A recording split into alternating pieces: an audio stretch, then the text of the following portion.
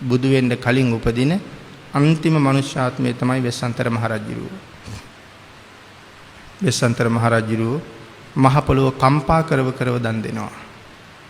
එහෙම දම් පූජා කරලා වෙස්සන්තර මහරජුරුව අපවත් වෙලා තුසිත කියන දිව්‍ය භවනයේ තමයි පහළ වෙන්නේ. දිව්‍ය ලෝක පරම්පරාවේ තියෙන 4 වෙනි දිව්‍ය ලෝකය. ආයුෂ කොච්චරද මේ දිව්‍ය ලෝකේ?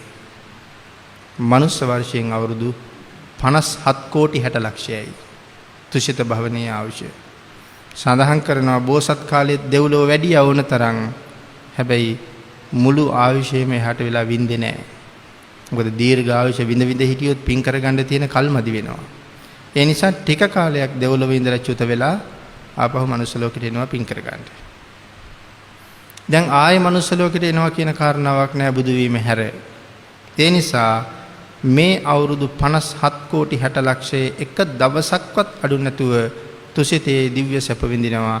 තුසිතේ උපදිනකොටම නම සන්තුසිත නමින් උපදිනවා. කාලයක් එහි ඉන්නකොට රජකම හම්බ වෙනවා. ඒ නිසා නම්බු නාමය සේතකේතු.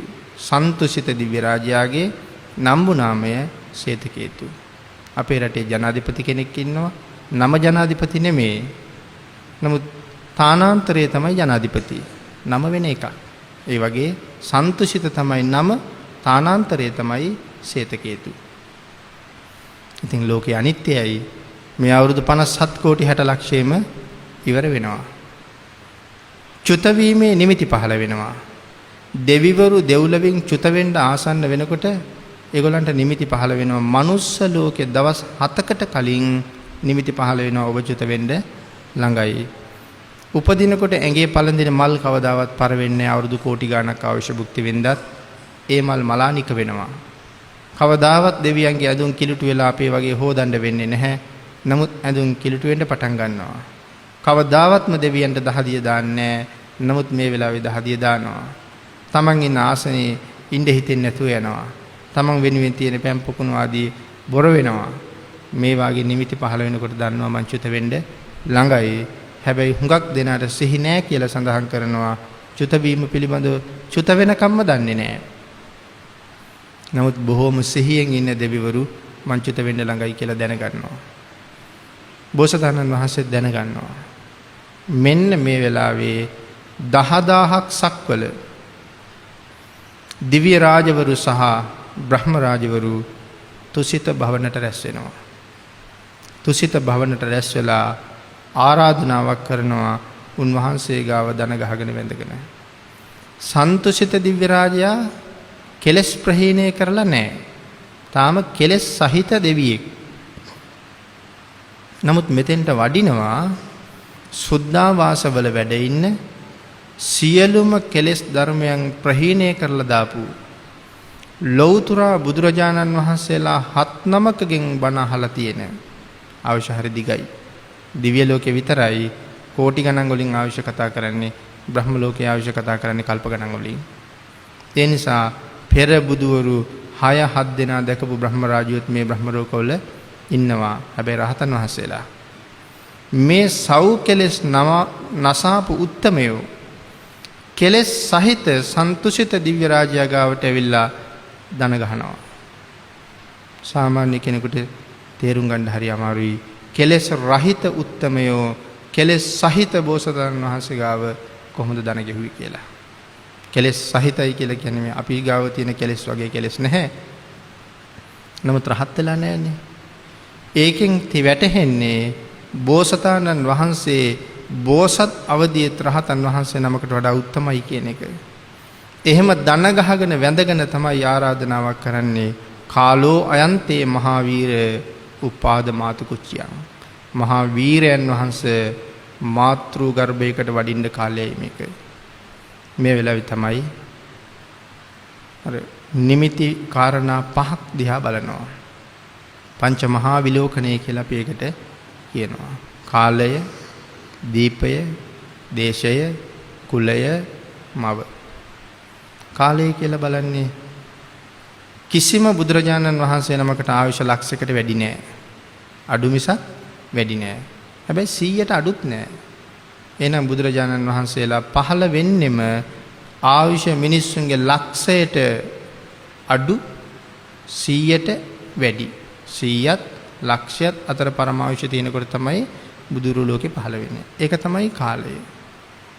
දීපය මේ ලෝකය මහත් දීප 4කට බෙදෙනවා. ජම්බුද්දීපය, උතුරු කුරු දිවයින, පූර්ව විදේහය, අපරගෝයානය. මේ දීප 4න් ජම්බුද්දීපයේ විතරයි බුදුරු පහළ වෙන්නේ. එතකොට ජම්බුද්දීපය කියලා කියන්නේ ඉන්දියාවටද? ජම්බුද්දීපය කියන්නේ ඉන්දියාවට නෙමෙයි. අපි පුරුදු වෙලා තියෙන දඹදිව කියන්නේ ඉන්දියාවට. ඒ වුණාට ජම්බුද්දීපය කියලා කියන්නේ මේ මහද්දීප 4 විශාලතම මහද්දීපය. සඳහන් කරන වර්තමානයේ නම් ආරම්භ වෙන්නේ සෝවියට් රුසියාවෙන් කියලා. සෝවියට් රුසියාව, ස්පාඤ්ඤය, පෘතුගාලය හරහා පැතිරිලා ඉන්දියාව, හිමාලය මේ හිමාල පර්වතය මධ්‍ය ලක්ෂය කරගෙන පැතිරිලා පවතිනවා. ජම්බුද්දීපයේ තරම් විශාලයි. එහෙනම් බුදුවරු පහළ වෙන්නේ මේ දීපේ විතරයි. ඒකයි දීපය කියලා බලන්නේ. දේශය ඒ දීපයේ මධ්‍ය දේශයේ පහළ වෙන්නේ. ඒ නිසා මධ්‍ය දේශයේ දිහා බලනවා. කුලය කියලා බලන්නේ තාත්තා දිහා. තාත්තා දිහා බලනවා කියහම තාත්තා කොයිතරම් પરම්පරාවෙන් පිරිසිදුද කියලා බලනවා. අපි කියන්නේ හත්මුතු પરම්පරාවකින්වත් පිරිසිදු වෙන්න ඕනේ කියලා. නමුත් සඳහන් කරනවා මහා සම්මත රාජවංශය પરම්පරා ලක්ෂ ගණනකින් පාරිශුද්ධයි කියලා. සුද්ධෝදන රජුගේ પરම්පරාව. අම්මා දිහා බලනවා ඊළඟට මව දිහා බලනකොට විශේෂ කරුණු ගොඩක් බලනවා. ස්වභාවයෙන්ම බෝසතාණන් වහන්සේ නමකට උපත දෙන අම්මගේ වයස අඩුයි. ආයුෂ කෙටි. ඒ නිසා උන්වහන්සේ බලනවා මගේ අම්මගේ දැන් තව ජීවත් වෙන්න කොච්චර අම්මට ආයුෂ තියෙනවද කියලා. මම උපන්නත් නැතත් මට උපත දෙන අම්මා තව කොච්චර කාලයක් මනුස්ස ලෝකේ ජීවත් වෙනවද? මාස 10ක් බෝසතාණන් වහන්සේ මාතෘ ගර්භයේ වැඩ ඉන්නවා. අපි වගේ මාස 9න් 9:00 බෝසතාණන් වහන්සේ උපදින්නේ නැහැ. මාස 10ම වැඩ ඉන්නවා. ඒ කියන්නේ මාසෙකට දවස් 30යි කියලා හිතුවොත් දවස් 300ක්ම මාතෘ ගර්භයේ වැඩ ඉන්නවා. හරියටම 300ට වැඩි වෙන්නෙත් නැහැ, 300ට අඩු වෙන්නෙත් නැහැ. අම්මගේ වයස මේ වෙනකොට එහෙමනම් මගේ අම්මා ජීවත් වෙන්නේ අද පටන් දවස් 307යි. ඒ කියන්නේ දවස් 300කින් මං ඉපදෙනවා. තවත් 7කින් අම්මගේ ආයුෂ ඉවර වෙනවා. ඒක න්‍යාය ධර්මයක්. අන්න ඒක බලනවා. මං ඉපදුනාට පස්සේ අම්මා දවස් 7යි ජීවත් වෙන්නේ. ඒ න්‍යාය ධර්මයේ බලනවා. ඊළඟට සඳහන් කරනවා අම්මා සිල් ගන්නතුරු මාතෘ ගර්භයට වඩින්නේ නැහැ කියලා. සිල් ගන්න ඕනේ. ඉතින් මේ හරි වටිනා ධර්ම කාරණාවක්. අම්මා ගාව සිල් නැත්තම් බෝසතාණන් වහන්සේ මාතෘ ගර්භයට වඩින්නේ නැහැ. දෙවිලවින් චුත වෙච්ච මහා පුණ්‍යවන්තයෝ කොච්චර බලාගෙන නැද්ද මනුස්ස ලෝකෙ ඉපදිලා පින් ගන්න. අම්මා සිල්වත් නම් මේ සමාජයේ මීට වඩා ගොඩක් වෙනස් වෙනවා. අම්මලා ගාව පුදුම වගකීමක් තියෙනවා. මුළු සමාජ පරිසරයම වෙනස් කරන්න පුළුවන් ශක්තියක් තියෙනවා අම්මට. සිල්වත් වෙන්න. කුසේ ඉඳලම ඔබේ දරුවා සිල්වත් කරන්න. එදාට දරුවෝ වෙනුවෙන් පස්සේ කියන්න වෙන එකක් නැහැ. මේ අය දරුවෝද මරුවෝද කියන ප්‍රශ්නේ අපිට දැනෙන එකක් නැහැ. සැබෑවටම බෝධිසත්ව ගුණෝපේත දරුවන් ඔබට ලැබෙනවා එහෙම වුණොත්. ඒ නිසා සිල් ගන්න ඕනේ. සඳහන් කරනවා මහා මායා දේවිය වෙනදත් සිල් ගන්නවා. සිල් ගන්නේ අසිත කාලදේවල කියන තාපසතුමාගෙන්. අසිත කාලදේවල තාපසතුමා ගාවට අටසිල් ගන්න අද යන්න මායා දේවියට හිතෙන්නේ නැහැ. සඳහන් කරනවා ගුරුවරයා ගාවට ගිහිල්ලා සිල් ගන්නකොට බිම ඉඳගෙන සිල් ගන්න ඕනේ. මේ අම්මා දන්නවා අද ලෝකේ සම්භාවනීයම පුද්ගලයා මගේ කුසේ පිළිසඳ ගන්නවා කියලා. ඒ නිසා හිතනවා ගුරුවරයා ගාව ගිහිල්ලා මගේ කුස බිම තියන්න අද වටින්නේ නැහැ කියලා. සම ආසනයක ඉඳගෙන සිල් ගත්තොත් ඒක ගුරු ගෞරවයට හොඳ නැහැ කියලා හිතනවා. ඒ නිසා මම තනියම අටසිල් ගන්නවා කියලා හිතලා මායා දේවිය නාගෙන ඇවිල්ලා එදා තනියමයි සිල් සමාදන් වෙන්නේ. ඉන් පස්සේ තමයි බෝසතාණන් වහන්සේ මාතෘ ගර්භයේ පිළිසිඳ ගන්නේ. ඒ වෙලාවෙත් අර නිමිති 32ම පහළ වෙනවා. කුසේ පිහිටනවත් සමගම මේ සක්වලයේ සතරවරන් දෙවිවරු හතර දෙනා මායාදේවියගේ කුටියට එනවා. ඇවිල්ලා මේ කුටිය ඇතුලේ ඉඳගෙන දරුගේ ආරක්ෂා කරනවා. මේ සක්වලයේ හතර දෙනා. පුංචි හතර දෙනෙක්ද මේ හතර දෙනා. මේ සතරවරන් දෙවිවරු එක්කෙනෙක් යටතේ කෝටි ලක්ෂයක් පාලනය වෙනවා. එක රජෙක් කියලා කියන්නේ කෝටි ලක්ෂයකට අධිපතියෙක්. මේ කෝටි ලක්ෂය පාලනය කරන මහ ප්‍රතාපවත් රජවරු හතර දෙනා මේ වෙලාවේ මායාදේවියගේ සේවකයෝ වගේ කුටිය ඇතුලේ ඉන්නවා. සාමාන්‍ය සේවකයෙක් දිහා බලනවා වගේ කිසි සැලකිල්ලක් එහෙම අමුතු සත්කාරයක් නෑ. මුරකාරයෝ හතර දෙනෙක් මේ ඉන්නේ. එහෙමනම් මේ වෙලාවේ මායාදේවීන් වහන්සේ කොයිතරම් උත්තරීතරද? සඳහන් කරනවා දැසට පෙනිපෙනී ඉන්නේ නොපෙනී ඉන්නව නෙමෙයි. මේ දෙවිවරු හතර දෙනා පැය 24 පැයෙම මායාදේවියට පෙනෙන්න ඉන්නවා. ඇය පෞද්ගලික කටයුත්තක් කරගන්න වෙලාව, නාගන්න වෙලාව, ශරීර කෘත්‍ය කරන වෙලාව, මේ වාගේ වෙලාවට මේ හතර දෙනා නොපෙනී ඉන්නවා. නමුත් ඉන්නවා අනික හැම වෙලාවෙම පෙනෙන්න ඉන්නවා. 10000ක් සක්වල හතරවරන් දෙවිවරු 40000ක් මේ කුස ආරක්ෂා කරනවා කියලා සඳහන් කරනවා. මායාදේවියට අවශ්‍ය නම් තමන්ගේ දරුවා කුසේ ඉන්නව බලන්න පුළුවන්. කුස දිහා බලාපු ගමන් වීදුරු කරඬුවක් ඇතුලේ වැඩ ඉන්නවා වාගේ පේනවා කියලා සඳහන් කරනවා. මව් කුසේ ඇතුලේ වැඩ ඉඳලා තියෙන අපි වගේ නෙමෙයි. භාවනා ආසනයක වැඩ ඉන්නවා වගේ මවගේ කොඳු යට පෙළියට හේතු වෙලා ඍජුව ඉදිරිපිට බලාගෙන වැඩ හිටියා කියලා සඳහන් කරන්නේ. කාල සීමා ගෙවිලා යනවා. උපදින්න නිමිති පහළ වෙනවා. සඳහන් කරනවා මේ ලෝකේ ඉපදිච්ච හැම කෙනෙක්ම ඉස්සල්ලා ඉපදුනේ ඔළුව. නමුත් බෝසතාණන් වහන්සේ උපදින්නේ පාද වලින්. හරියට ධර්මාසනයකින් ධර්ම කතිකයක් බහිනවා වගේ උන්වහන්සේ මාතෘ ගර්භයෙන් එළියට වඩින වෙලාව මුළු ලෝක ධාතුවම ආපහු අර නිමිති 32කින් පිරලා ඉතිරින වෙලාව ඉස්සරලාම බාර ගන්න එන්නේ රහතන් වහන්සේලා හතර නමක්.